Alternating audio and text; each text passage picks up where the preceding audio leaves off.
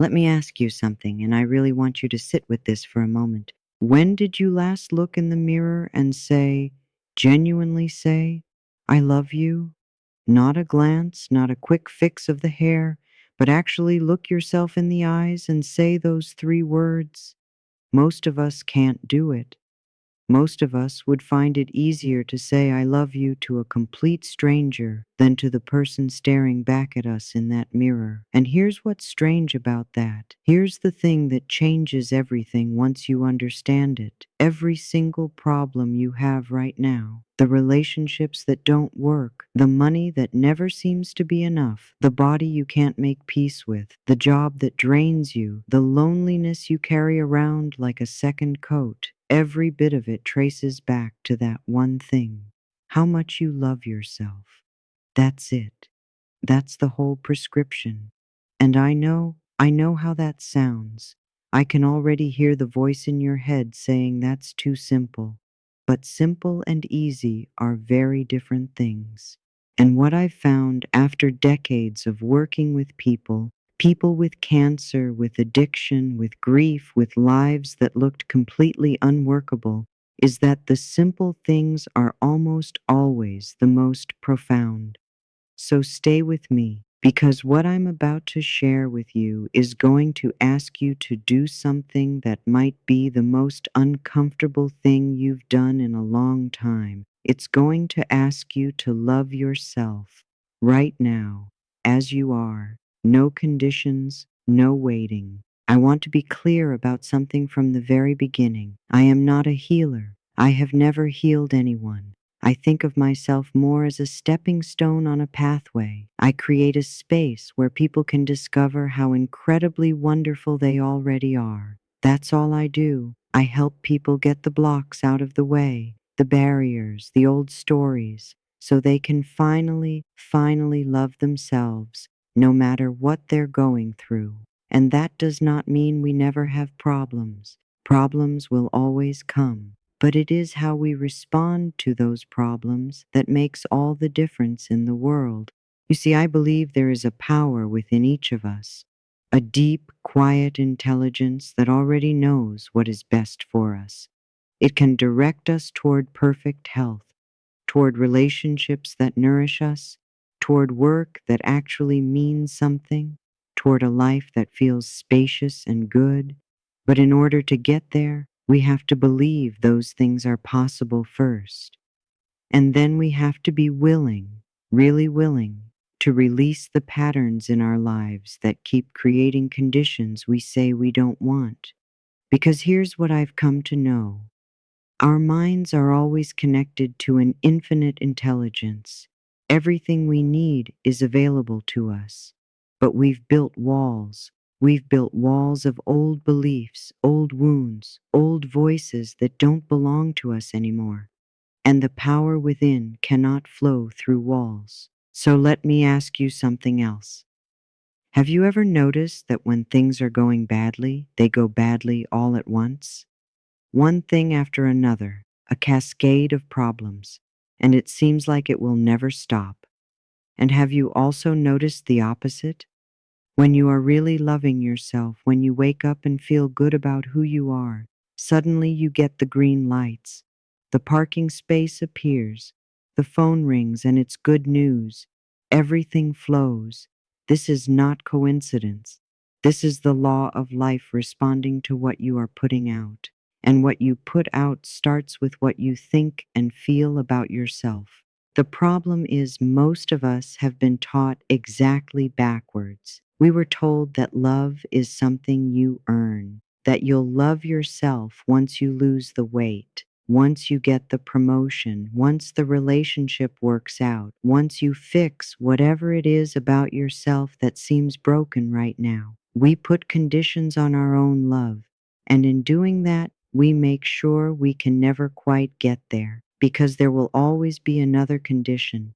20 years from now, you'll still be holding that same excuse, saying, I'll love myself when. Today is the day. Right now, in this moment, is the only place that exists, and the point of power is always in the present moment. Now here's where it gets interesting. Here's the piece that most people miss. Everything you have experienced in your life up until this moment, every relationship, every struggle, every success, every pattern that keeps repeating, was created by your thoughts and beliefs, not as a punishment, not as something to feel guilty about, but as a simple truth about how life works. The thoughts we think create our feelings, and then we begin to live our lives in accordance with those feelings and beliefs. If you grew up in a home where love felt dangerous or uncertain, you learned to believe something about yourself. And that belief became the lens through which you see everything, the lens through which you create everything. This is not about blame. Blame is about giving away your power. What I'm talking about is responsibility, which is really just the ability to respond, to say, I see what I've been creating, and I can choose differently now. My childhood was filled with violence and abuse. I left home at 15, and for years after that, I continued to experience abuse in different forms because I hadn't yet understood that the thinking and feeling patterns I had learned so young were what was attracting it. I didn't understand I had the power to change any of it. I was mercilessly hard on myself because I interpreted the lack of love I received as proof that there must be something fundamentally wrong with me. That story, that there is something wrong with me, is one of the most common and most destructive stories a person can carry. And most of us are carrying some version of it. The past only exists in our minds, in the way we choose to look at it. What happened, happened. We cannot undo it, and there is no use in shame. Look at the past as part of the richness and fullness of your life. Without all of it, you would not be here, reading this, doing this work. You did the best you knew how, with what you had, and that is always true. Release the past with love, and be grateful that it has brought you to this new awareness. Now let's talk about something that nobody taught us in school and almost nobody talks about honestly. Your mind is not in control of you. You are in control of your mind. That may sound like a small distinction, but it is everything. You have the ability right now to stop thinking thoughts that do not serve you. The old thinking will come back. It will try. It will show up and say, this is just too hard. People don't really change. You're kidding yourself. And when it does, you don't have to fight it. You don't have to wrestle it to the ground. Just say thank you for sharing and then consciously choose another thought, a better thought. Think of your thoughts like drops of water. One drop doesn't mean much, but the same thought repeated over and over becomes a puddle, then a pond, then a lake, then an ocean. What kind of ocean are you swimming in right now? Is it one that is toxic and exhausting, or one that is clear and inviting? You get to choose. You have always had the power to choose. Here is something I want you to try right now, and I want you to really let it land. Say this to yourself out loud if you can. I am willing to change. I am willing to see this differently. I am open to new ideas about who I am. You may not believe it yet. That is okay. Affirmations are not about believing. They are about planting seeds. When you put a seed in the ground, you don't get a full-grown plant the next morning. You water it. You give it time. You trust the process. Affirmations work the same way. When you say something like, I am worthy of love, and immediately a voice in your head says, yeah, right, who are you kidding? That voice is the gift. That is the seed that needs to be replanted. Because whatever negative thought comes up in response to your affirmation is the exact belief that has been running your life. Write it down. Look at it on paper because you cannot change what you cannot see. And once you see it clearly, you can choose to replace it over and over again until the new thought becomes the one that feels natural, until it becomes the new habit. One thing I want to make very clear about affirmations, because people misuse them and then say they don't work. The subconscious mind is incredibly literal. It does not understand negation. If you say, I don't want to be sick anymore, the subconscious hears sick more. You need to tell it what you do want, not what you're running from. I am a healthy person. I radiate good health. I allow loving relationships into my life. I am open to prosperity in all its forms. Tell it clearly in the positive what you are choosing, and then let it go. Place your order in the cosmic kitchen and trust that it is being prepared. You wouldn't follow the chef into the kitchen after ordering your meal. You sit with your tea, you trust, and you let it come. Now I want to ask you something, and be honest. What are you addicted to? Not just the obvious things. What patterns do you run to when you don't want to feel what's actually in front of you? Because beyond the chemical addictions, the alcohol, the substances, there are what I call pattern addictions. You can be addicted to finding fault in people. You can be addicted to debt, addicted to rejection, to illness, to being too busy to be present in your own life. Addictions of every kind serve the same function. They suppress the emotions so we don't have to feel. They keep us out of touch with ourselves. And here's what I've found. Most of the things we try to avoid feeling are actually trying to tell us something.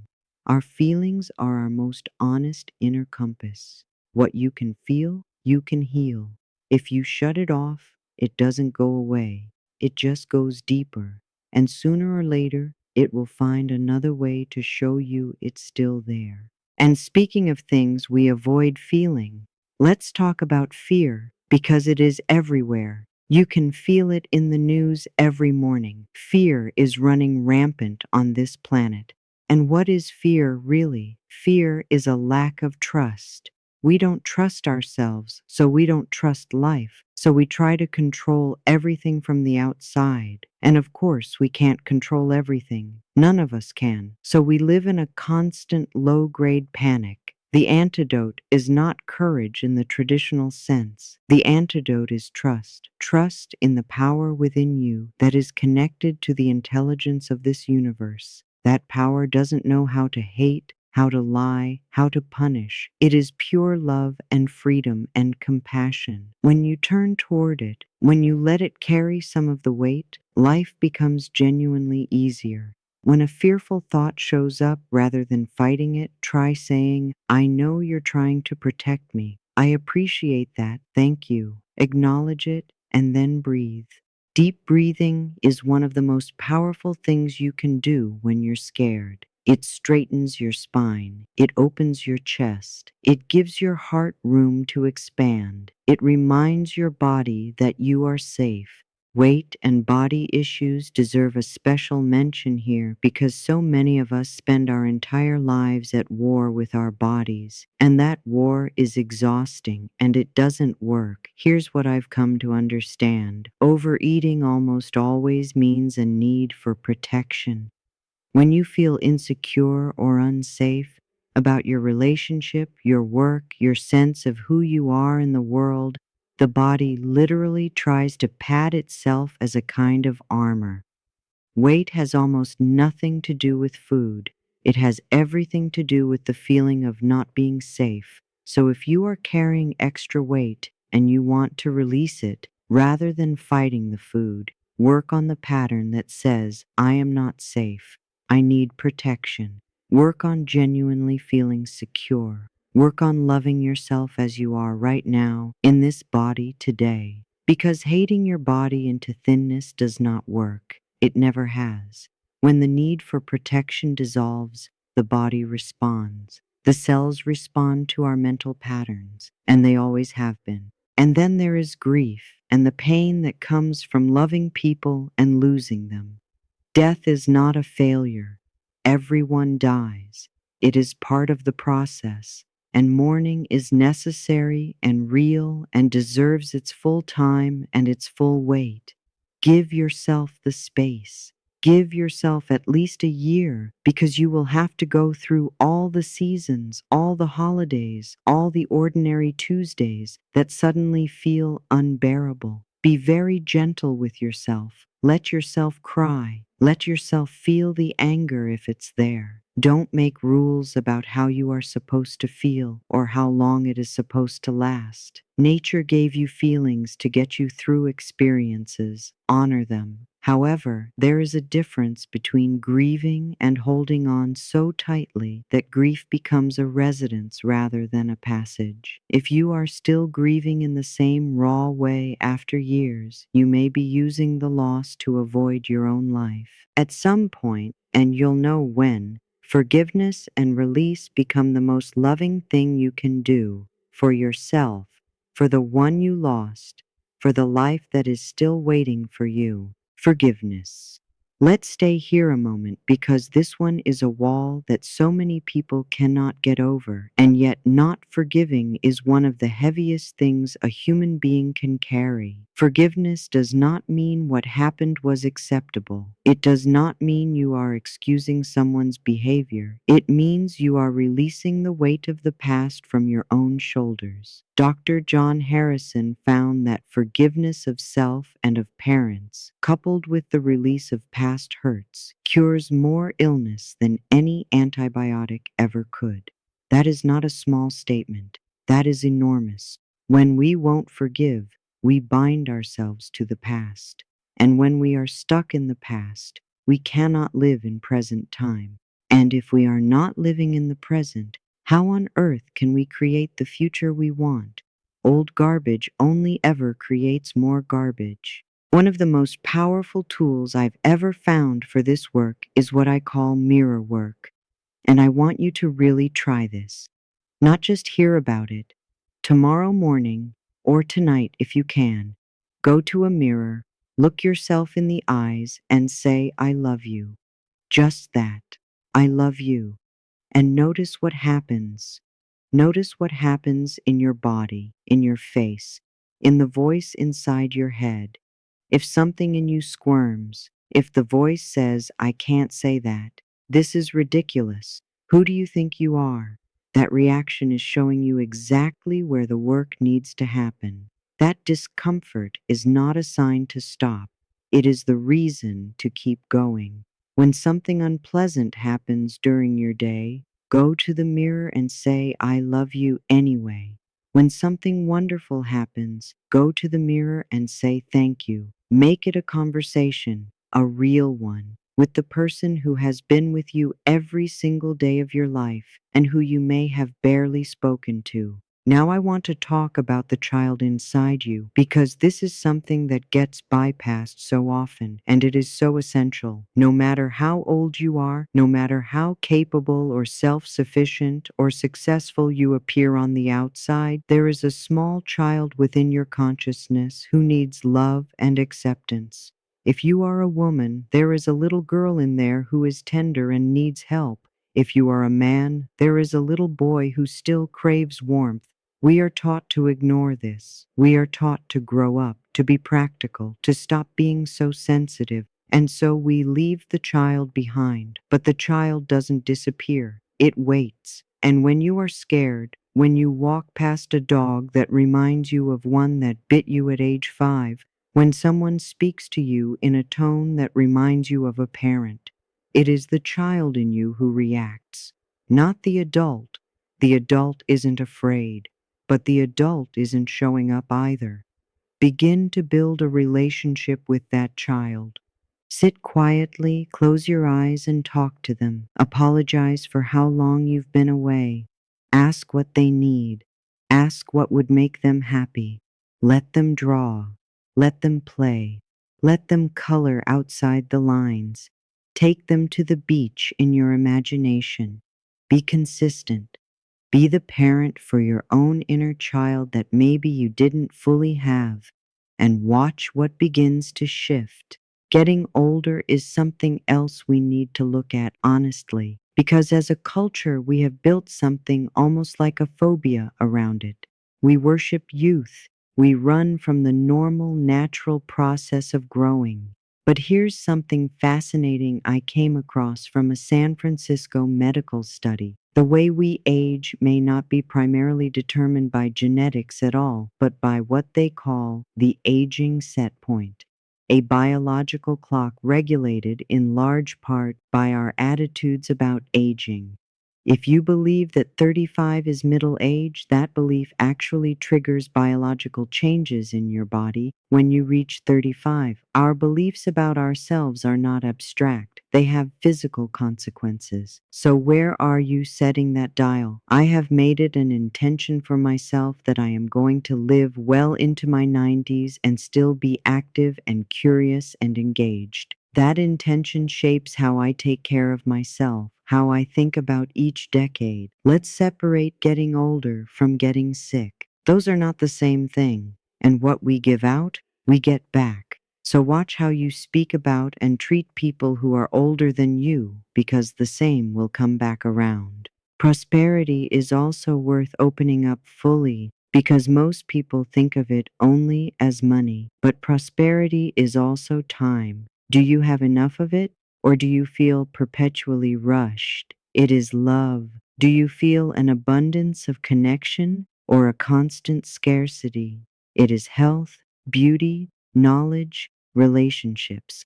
All of these are forms of abundance or poverty, and they all trace back to one thing: allowing. Prosperity is not about grabbing, it is about allowing, being open to receive. There is a power within us that is more than willing to give us our deepest desires. The problem is that we are not open to receiving them. We sit with our arms crossed. We say we want things while we hold every door closed with a belief that says we don't deserve it. The universe cannot give you what you will not let in. So practice this. Practice simply being open. Open your arms, literally, and say, I am open and receptive to all the good that life has to offer. And then watch what happens over the next weeks and months. And underneath all of this, underneath the affirmations, the mirror work, the inner child, the forgiveness, the prosperity, is one thing. It comes back again and again to love, to the choice to love, because love is a choice.